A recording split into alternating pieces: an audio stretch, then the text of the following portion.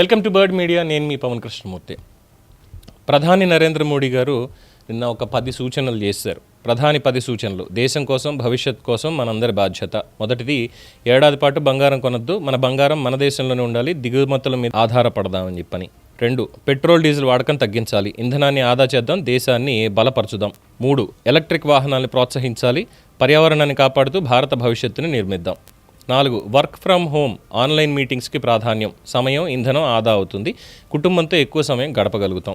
విదేశీ పర్యటనలు తగ్గించాలి, అవసరమైతేనే విదేశీ ప్రయాణాలు, దేశ ఆర్థిక వ్యవస్థకి మద్దతు ఇద్దాం. వంట నూనెల వినియోగం తగ్గించాలి, తక్కువ వాడకం, ఆరోగ్యకరమైన జీవనం, దిగుమతులపై తగ్గింపు.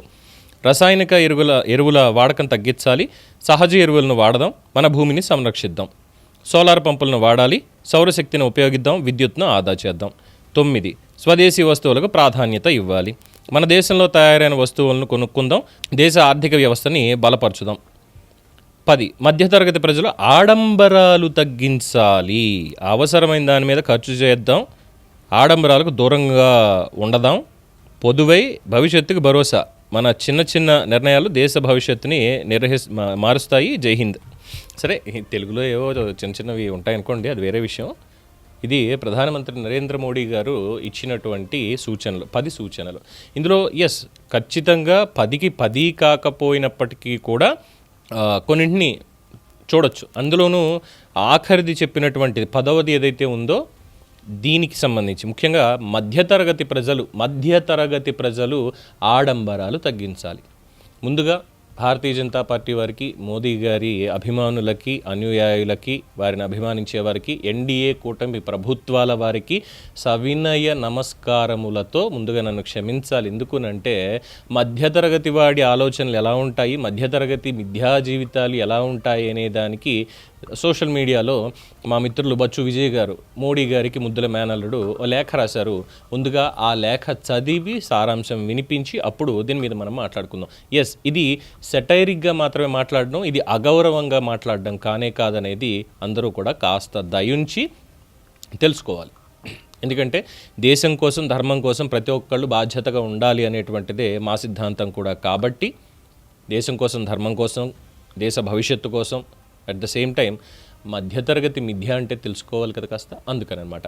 సో లేఖలోకి వెళ్ళిపోదాం. బచ్చన్నయ్య, ప్రేమతో నీకే.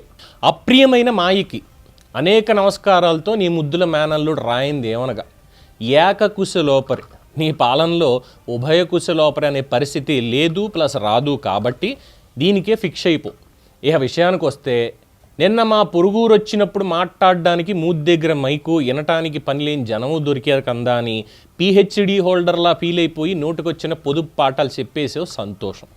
ఆడంబరాలకు పోవద్దని, బంగారం కొనొద్దని, పెట్రోలు, వంట నూనెలు, కరెంటు, స్వదేశం, విదేశం ఎట్సెట్రాలు వీర విపరీత పొదుపుగా వాడేయమని మధ్యతరగతి మా చెడ్డ సూచనలు ఇచ్చేహావు. నీకు నిష్ఠరంగా అనిపించినా కూడా నీ స్పీచ్ ఇన్నాక నాకు ఈ కింది విషయాల మీద నిన్ను ఇత్తడి సింబల తోమేయాలని అనిపించి ఈ ఉత్తరం రాస్తున్నాను. నీకు తెలుగులో మాతు మూతులకి అనడం తప్ప మరో ముక్క రాదు అని నాకు తెలుసు. కాబట్టి తెలుగు వచ్చిన ఎవడి చేతన్నా చదివించుకుని తర్జుమా చేయించుకోగలవు. పాయింట్ ఏంటంటే, సూక్తులు, సూచనలన్నీ మధ్యతరగతికేనా? బలిసినోళ్ళకి, వాళ్ళ బానిసలకు ఉండవా? వాళ్ళు ఏమన్నా ఆకాశం నుంచి ఊడిపడ్డారా? 1, మధ్యతరగతిని పెట్రోలు పొదుపుగా వాడమన్నావు, బాగానే ఉంది.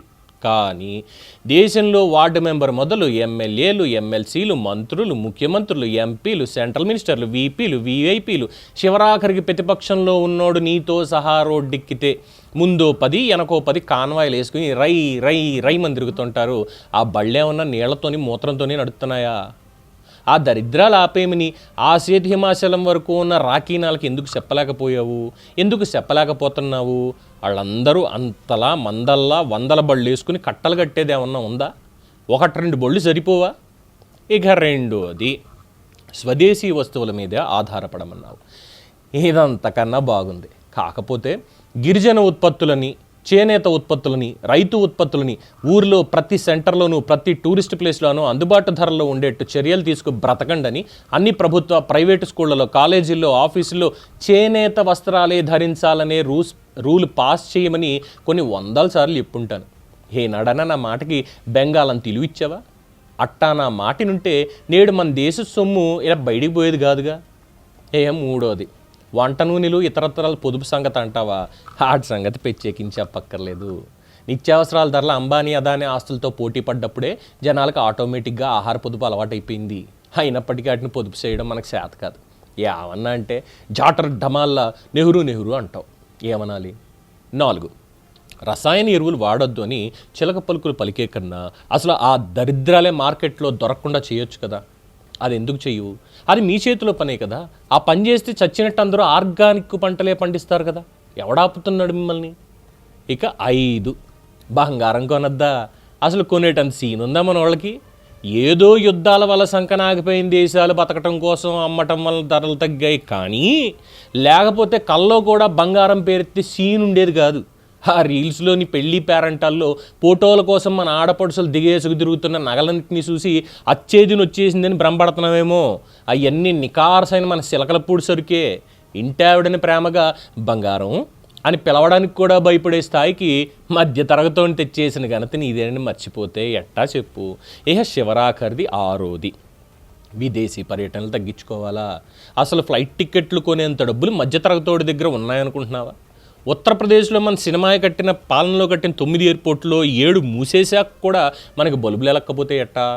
బ్యాంకాక్ మసాజుల మీద మనసు పీకేస్తున్నా బ్యాంక్ బ్యాలెన్స్ చూసుకుని ఆగిపోయిన బెమ్మచారులని, భార్యా బాధితులని అడిగి చూడు, నిజాలేటో తెలుస్తాయి.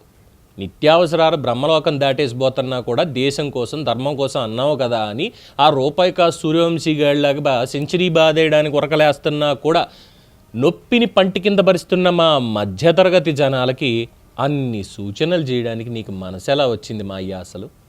ఈసారి స్పీచ్ పేపర్లు మాయమైపోతే మన్ కీ బాత్ చెప్పేసి పోగాని మనసు గాయపడే మాటలు మాట్లాడబాక. ఇంతే సంగతులు. ఇటు నిరంతరం నిన్ను స్మరించే తరించే నీ ముద్దుల మేనల్లుడు, నాలో నేను, రంగం గారు అబ్బాయి. I love the narration. నిజంగా అంటే ఇది ప్రధాని మోడీ గారిని అగౌరవపరచడం ఇంకోటి కానే కాదండి. ఇందులో 6 పాయింట్లు మాత్రమే మెన్షన్ చేశారు, మిగతా 4 మెన్షన్ చేయలేదు. చాలా స్పష్టంగా స్వదేశీ వస్తువుల గురించి చెప్పారు చాలా క్లియర్గా. వర్క్ ఫ్రమ్ హోమ్ నిజంగా పాసిబిలిటీ ఉందంటారా? This is not a corona or situation, pandemic situation అయితే కాదు కదా. వర్క్ ఫ్రమ్ హోమ్ అసలు ఏ కంపెనీలు అన్నా ఇప్పుడు ఇస్తున్నాయా? ఎక్కడన్నా సరే దాదాపుగా ఎవరు ఇవ్వట్లేదు. అట్ ద సేమ్ టైం సాలరీస్లో హైక్ ఏమైనా పెరుగుతుందా? ఉన్నదానికి కనీసం 5% పెంచడానికి కూడా దిక్కు లేకుండా ఇంకా మాట్లాడితే చాలామంది 3 నెలలు 6 నెలలు పెండింగ్లు కూడా పెట్టేస్తున్నారు, బెంచ్ల మీద కూర్చోబెడుతున్నారు ఐటీల్లో అయితే. ఇక వచ్చిన తర్వాత ఇంకేమవుతుందో చెప్పక్కర్లేదు. అండ్ ఎలక్ట్రిక్ వాహనాలని ప్రోత్సహించాలన్నారు, వెరీ గుడ్, మంచిదే. అలాగే సోలార్ కూడా మంచిదే. ఎందుకంటే మనకి ఈ బొగ్గుతోటి వీటితోటి మొత్తం అంతా బొక్కెట్టేసాం, పైన ఎక్కడో సూర్యుడు డైరెక్ట్గా ముఖానికి కొట్టేస్తున్నాడు కాబట్టి ఆ సోలార్ ప్లేట్లన్నా పెట్టుకుంటే విద్యుత్ని మనమే చేయొచ్చు అనేటువంటిది. సో దానికి సంబంధించి ఏమైనా సంస్కరణలు తీసుకొస్తారు కాబట్టి దాన్ని కూడా సపోర్ట్ చేస్తున్నారు.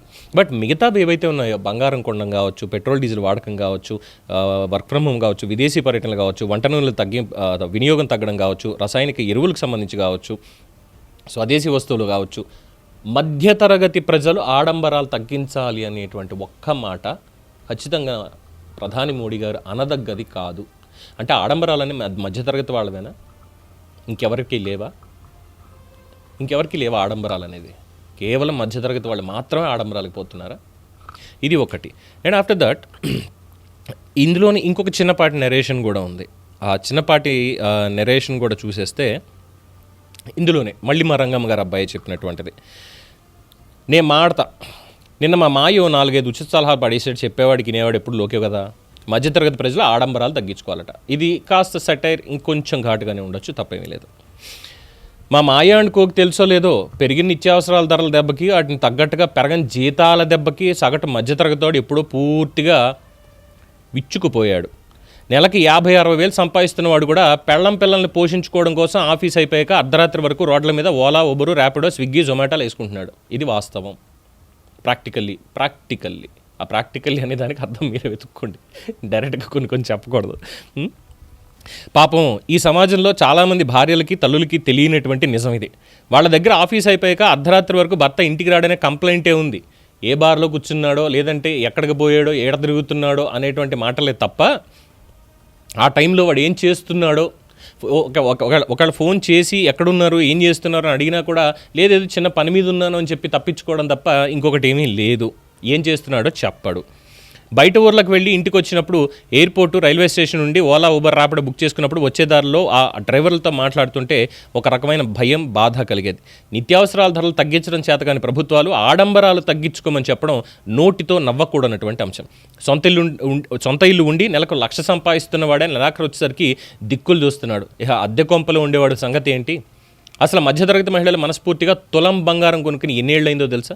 పెళ్ళిళ్ళకి పేరెంటాలకి కిలోల కొద్దీ నగలు దిగేసుకుని ఫోటోలు దిగుతూ ఉంటే అంతా బంగారం అనుకుంటున్నారేమో.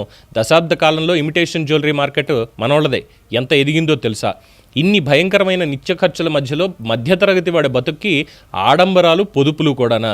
దీనికి తోడు మిడ్ నైట్ లే ఆఫ్లు, టెర్మినేషన్లు, కంపెనీల కాస్ట్ కటింగ్లు ఒకటా రెండా? పోనీ ఉద్యోగాలు మానేసి తల తాకట్టు పెట్టి వ్యాపారాలు చేసుకుందాం అనుకున్న వాళ్ళ పరిస్థితి ఏంటి తెలుసా? మధ్యతరగతిని మర్డర్ చేయడానికి మన దగ్గర ఉన్న సౌలభ్యాలు మరెక్కడా లేవు అంటే నమ్ముతావా? అసలు మన దేశంలో మధ్యతరగతి అనే మాటకి మీనింగ్ మారిపోయి చాలా ఏళ్ళయిందని ఇప్పుడన్నా గ్రహించావా? అవునులే, రీల్స్ చేసుకున్నట్టు అడిగేం తెలుసు, రియల్ లైఫ్ అని కొత్త సామెత. ఏం చెప్పాలి ఇంకా? What should we say? Middle class అండి, అప్పరా లోరా కాదు, మిడిల్ క్లాస్. ఈరోజు మిడిల్ క్లాస్ వాడు దేశంలో దాదాపుగా ఉన్నత వర్గాలు ఎంత పర్సంటేజ్ ఉందో అలాగే దిగువ మధ్యతరగతి కూడా కాదు, పావర్టీ లైన్లో ఉన్నటువంటి వాళ్ళు బీపీఎల్ ఎంతమంది ఉన్నారో మిగతా మధ్యలో ఉన్నదంతా కూడా మిడిల్ క్లాస్. ఈ దేశాన్ని మోస్తున్నటువంటి వెన్నెముక. అదానీలు, అంబానీలు, ఇండస్ట్రీలు పెట్టేసాం, అచ్చేసాం, ఇచ్చేసాం, ఇది కాదు. మిడిల్ క్లాస్ వాడు ప్రతి దానికి కూడా 1వ తారీఖు వస్తుంది అంటే 2వ తారీఖు నుంచే టెన్షన్ పడిపోయేవాడు. 1వ తారీఖు నిన్న అయిపోయింది, 2వ తారీఖు నుంచి మళ్ళీ 1వ తారీఖు ఎప్పుడు వస్తుందో అని టెన్షన్ పడుతూ ఉంటాడు సరా. మిడిల్ క్లాస్ వాడండి. వీళ్ళకి పొదుపు చెప్పక్కర్లేదు, కానీ ప్రస్తుతం మారుతున్నటువంటి సమాజంలో పొదుపు అనే మాటకి ఏమీ లేకుండా పోయింది. సో మా డార్లింగ్ చెప్పినట్టు ప్రతి మాట కూడా ఇది మోడీ గారికి చెప్పాలి డెఫినెట్గా, ఎవరైనా తీసుకెళ్ళి. ఎందుకు అనంటే ఈ మిడిల్ క్లాస్ వాడు లేకపోతే ఈ ప్రభుత్వాలు ఏవీ లేవు ముందు. ఈ మిడిల్ క్లాస్ వాడికి పెద్ద పథకాలు ఏవి రావు. ఈ మిడిల్ క్లాస్ వాడికి గవర్నమెంట్ ఉద్యోగాలున్నా ఇంకోటిన్నా ఏమున్నా అంతే సంగతి. ఈ మిడిల్ క్లాస్ వాడు ముద్ద తిని సరిగ్గా ఎన్ని రోజులు అవుతుందో ఎవరికి తెలియనటువంటి పరిస్థితి. అంత టెన్షన్లో ఉంటాడు. సో మిడిల్ క్లాస్ని తక్కువ అంచనా వేయద్దు, తక్కువ చేసి అస్సలు మాట్లాడద్దు. ముఖ్యంగా ఆడంబరాలు మిడిల్ క్లాస్ వాడికి మాత్రమే ఉన్నాయి అంటే ఈ మిడిల్ క్లాస్ వాడు వెళ్ళి న్యూయార్క్లో మీట్ గాలాలో 142 కోట్ల వజ్రాలు దిగేసుకుని అక్కడ ఏం క్యాటవాగులు చేయట్లేదు, 2 లక్షలు 3 లక్షల కళ్ళద్దాలు పెట్టుకోవట్లేదు, 10 లక్షల పెన్ను పెట్టుకోవట్లేదు. అంటే చెప్తే ఇలాంటివి చాలా వస్తాయి విమర్శలు అనేటువంటివి. ఇది ప్రతి ఒక్క అంటే రాజకీయ నాయకురాలు వాళ్ళందరికీ సరిపోతుంది.